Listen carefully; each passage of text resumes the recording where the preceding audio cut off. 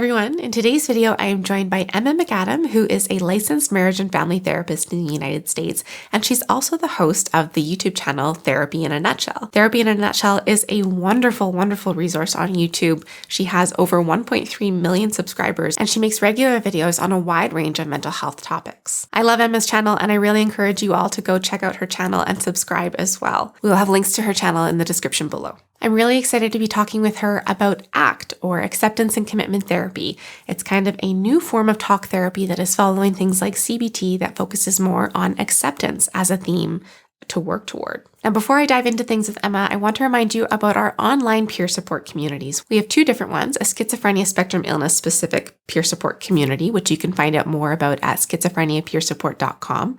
And then we also have a more broad general mental health based peer support community, which you can find out more at onlinepeersupport.com. We will have links to both of those in the description below if you want to check out and learn more about those as well. So hi, Emma. Thank you so much for joining us here today. It's so exciting to have you on the channel. Oh, thanks so much for having me. I've been a fan for a long time of your channel, so I was just thrilled when you reached out. Oh, well, likewise. So it's very exciting to have you here. So in today's video, we're going to be talking about acceptance and commitment therapies, or ACT.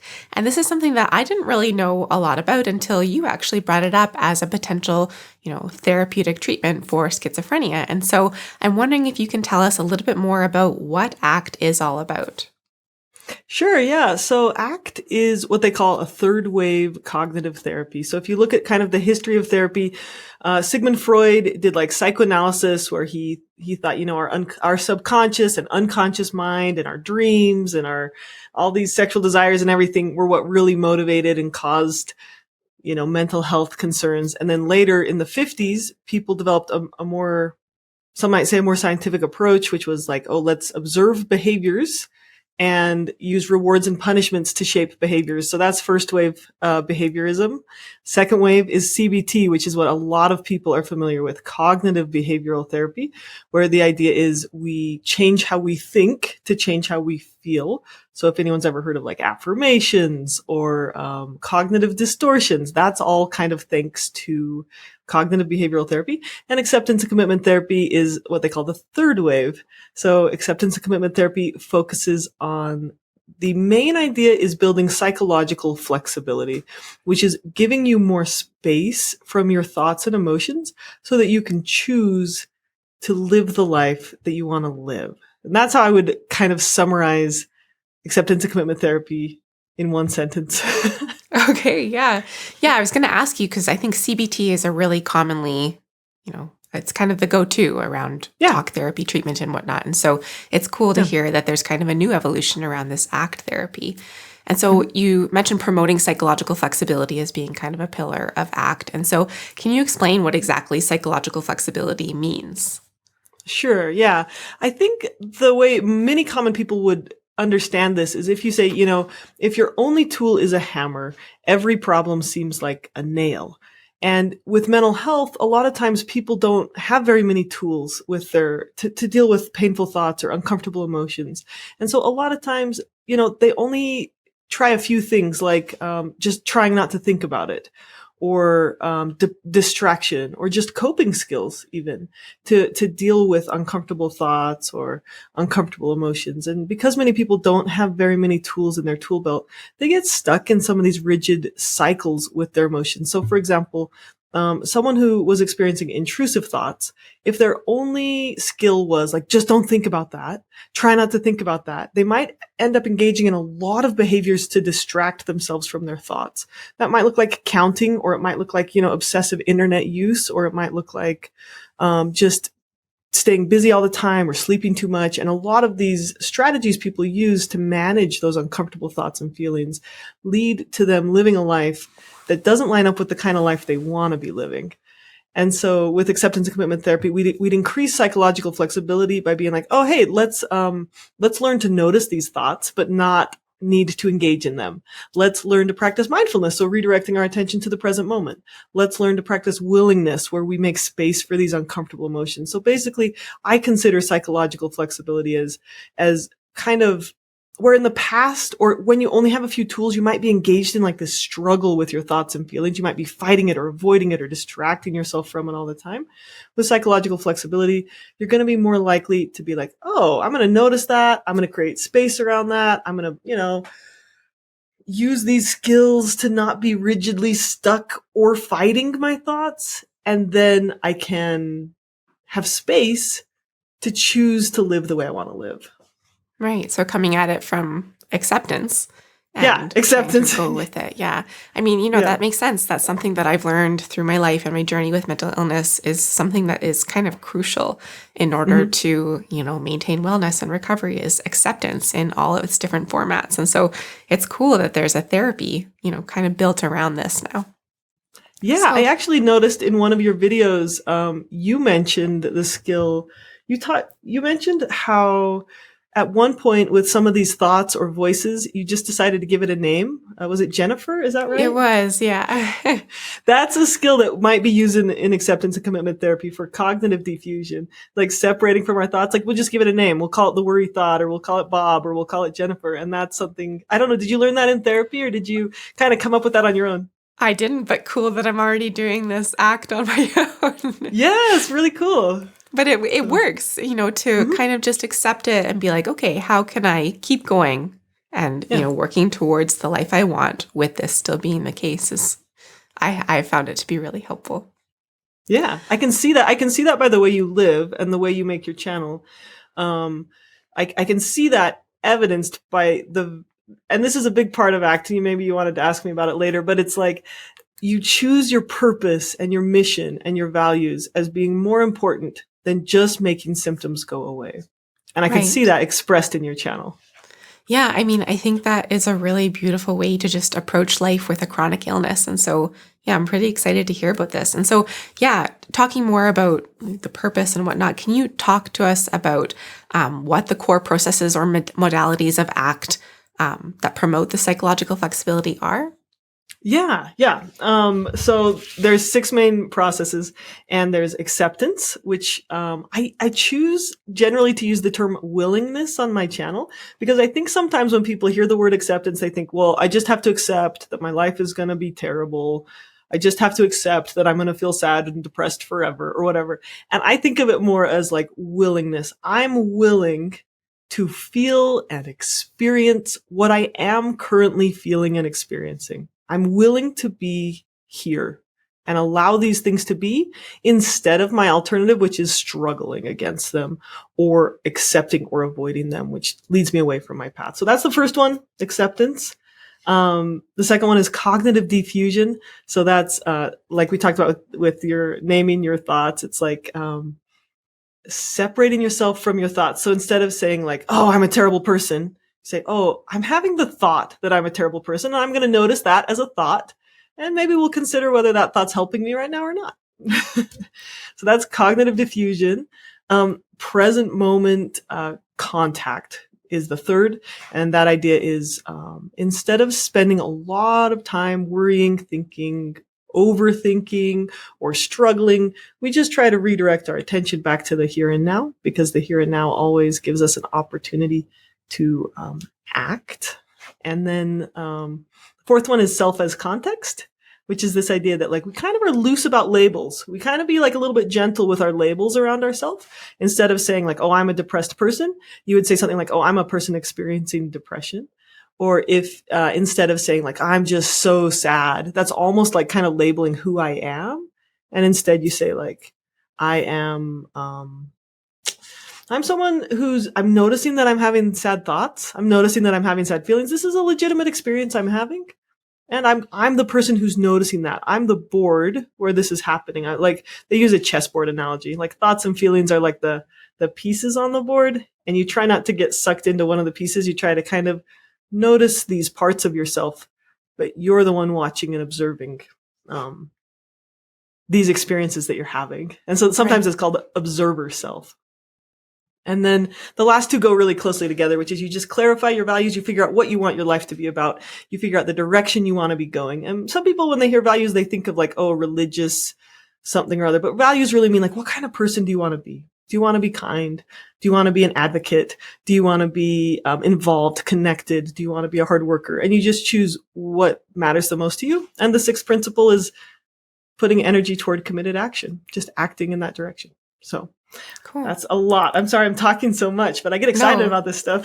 Yeah, it was great to kind of lay it all out. I mean, I didn't really know a lot about ACT, but hearing you describe it and learning more about it and stuff, it really feels true to kind of the approach I take with my own life. And so it's really cool that this is becoming kind of a therapeutic process to offer people as well.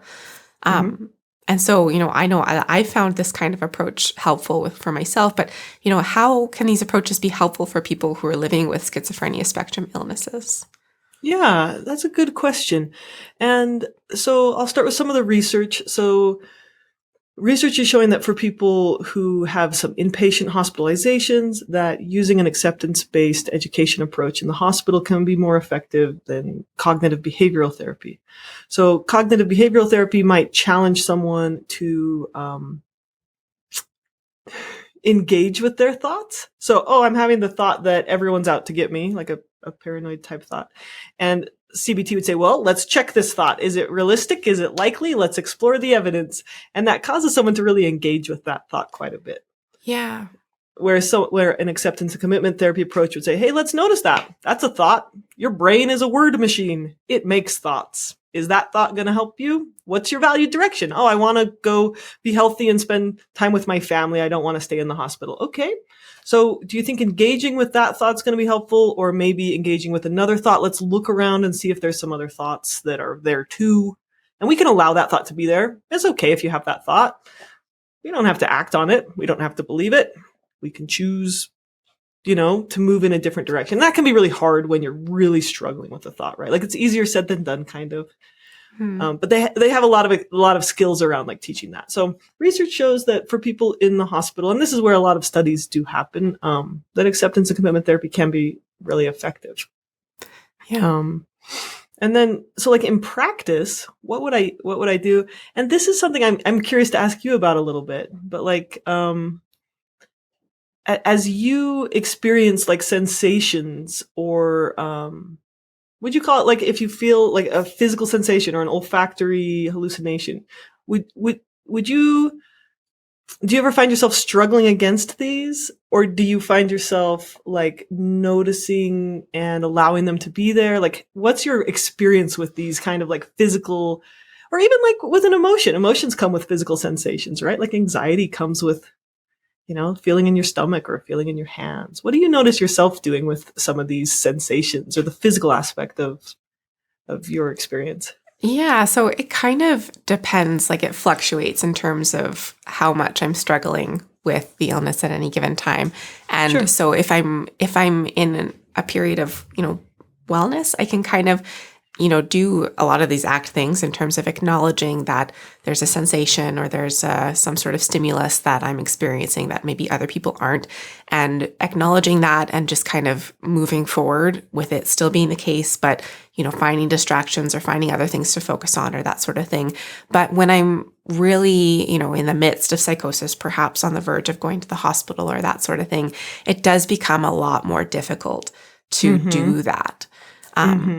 And so, yeah, I wonder if getting more practiced with that and working more regularly with your therapist on doing these sorts of, coping strategies, or the ACT modality methods, I wonder if that would help you more in those more intense periods as well. Yeah, for me, I've found it to be a really helpful approach for me personally too. Like when I'm going through intense periods in my life. Yeah. Now, obviously, like when people, or myself, when we're like really stressed out, really struggling, it can just be really hard to implement any kind of skills. Right. It's just hard. And in those times, it's like we need other people. We need support, right? We need help, but like good support. Yeah. Not like unhelpful support. But so my favorite skill from ACT is willingness. I just love it so much. It just helps me in so many ways. So if someone were experiencing a lot of painful emotions, overwhelming thoughts, in ACT therapy, it's also called an experiential therapy. So instead of just talking about things in session, you actually are asked to do a lot of exercises. Sometimes they're metaphors, and sometimes they're just like physical exercises. So one of the exercises that, if someone in the audience wanted to do this right now, like if they're not listening while they're driving, like obviously don't do this while you're driving, but you could do like a wall sit or a deep squat, and you'd start to feel your legs burn a little bit. You'd start to feel that sensation of your muscles like heating up a little bit. And when we're fused with that experience, we might think, oh, this is bad. This is uncomfortable. This needs to go away. I need to stop this wall sit. I need to stop this experience. And one way to practice willingness is to say, hey, let's get really curious about what this burning leg sensation feels like. And let's also explore the present moment. Let's expand our awareness and see the other parts of my body. What do my hands feel like while I'm doing this? Are my hands clenched? Is my face clenched? Not an attempt to change that experience, but just to expand and explore. And that's kind of one of these principles of acceptance and willingness, is like, let's look at this feeling without needing it to go away immediately. And there's some other principles you practice, like a non-judgmental attitude. So instead of saying, this is terrible that my legs are burning, or for someone with anxiety, this is terrible that I feel anxious, I have to make my anxiety go away, which usually leads to someone avoiding an activity, which can impact their life.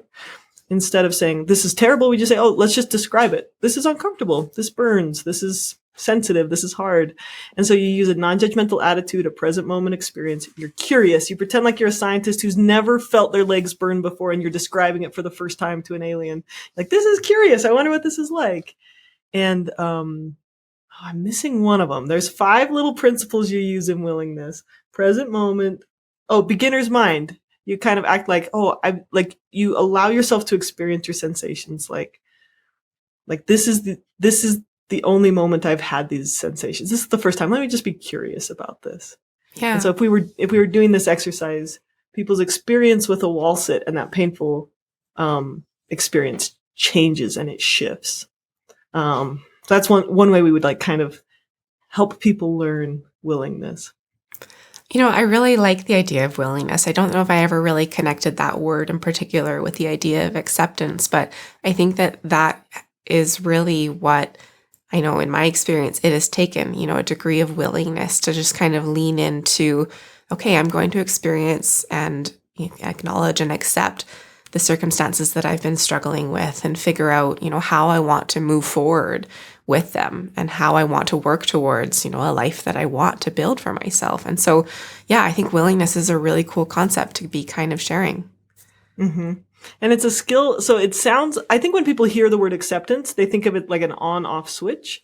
And when I think of willingness, and acceptance is valuable, and they're both, the words are interchangeable. When I think of willingness, I think of like, this is a muscle, a mental and emotional muscle I can develop. It's like it's like if you looked at, like mental health, and there's things that make your mental health worse, like stressors, and there's things that make you more resilient. And like you can actually increase your resilience by developing your willingness muscles.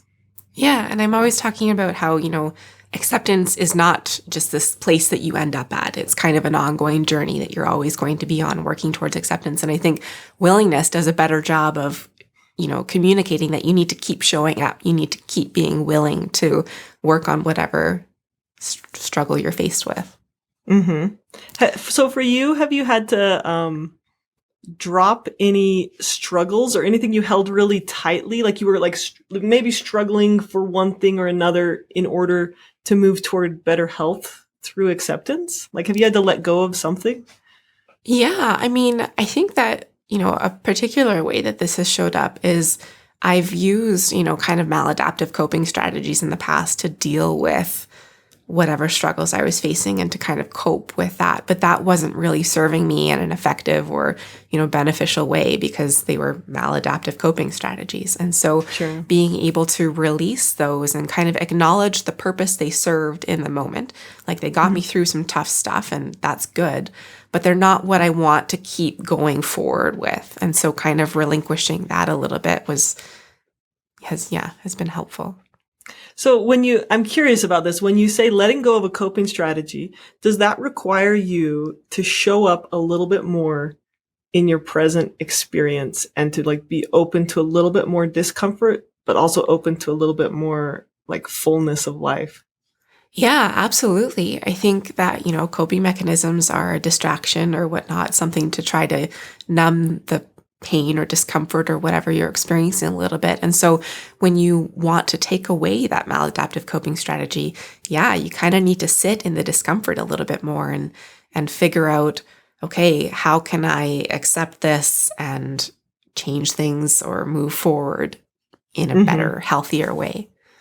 Absolutely. Yeah. Absolutely. And not to bash coping strategies, but they serve a role in the short term crisis, right? Like Yeah. if you're in crisis, cope until you can get help, cope until you can get feeling better, cope until you can get sleep, whatever. But in the long run, coping skills do numb us. And when we're numb, we can't selectively numb. We can't just numb half of our experience. We can't just numb our negative experience. Because if we only numb our if we numb our negative experience, we also are separating ourselves from the things we care about. Like, for example, if I Yeah. have social anxiety and I'm like, okay, I don't want to feel social anxiety. I have to avoid this feeling. I'm not allowed to feel anxious at a social situation. What are my options? Go to a social situation drunk, avoid social situations, or like not talk to people, right? And Yeah. all three of those are going to interfere with my ability to connect with humans. And that was So, absolutely my yeah. experience too, where the coping mechanisms that were maladaptive in nature were numbing the discomfort, but they were also numbing my ability to connect with life in meaningful ways that I wanted to be connecting with life in. And Yeah. yeah, Yeah. well, You like how I just take us off on a tangent. I appreciate it. no, it was great. It's kind of a little therapy session. Thank you. Yeah. So I'm wondering, what might it look like to work on these ACT modalities with a therapist? Yeah, so in session, a therapist would probably be using a lot of metaphors and challenging you to do a lot of value clarification. So sitting down and asking, what do I want my life to be about? What are the characteristics in other people that I admire?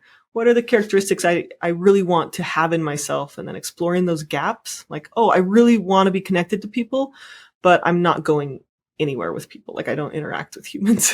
So you'd identify that gap, and then you'd identify some of the thoughts and sensations that you're trying to avoid in order to like escape those feelings of social anxiety, for example.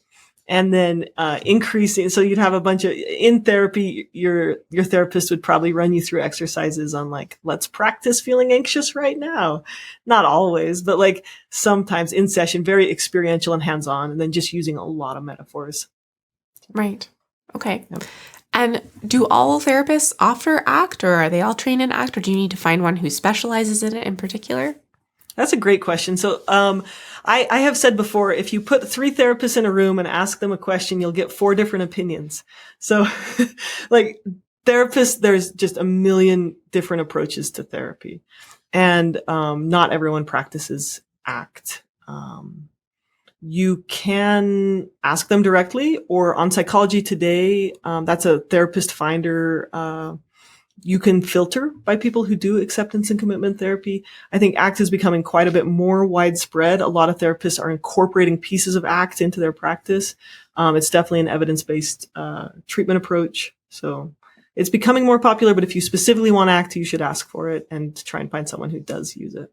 All right. Well, thank you, Emma. Are there any other resources you wanted to share with everyone about ACT? Yeah, I mean, there's a lot of good books about acceptance and commitment therapy, but one that's like really accessible is called The Happiness Trap, and there's actually like an illustrated version, which is like basically like cartoon version of therapy. So if you, for some reason, want to do your own, self-help or something, it's a great book. Cool. Oh, it's by it's by Russ Harris. Okay, cool. Well, we will link to that in the description below as well if anyone wants to check that out. Well, thank you so much, Emma, for going over ACT with us. It was really, really, I learned a lot. It was really wonderful hearing more from you and getting to talk with you about this. So thank you so much for being here with us today. Yeah, thank you so much for having me. And just a reminder to everyone to check out Emma's YouTube channel, Therapy in a Nutshell. She has an immense resource built up there for people to learn more about mental health and all that good stuff. So be sure to check out her YouTube channel, Therapy in a Nutshell. Thank you so much again, Emma. Thanks for having me. It's been fun. Okay, take care.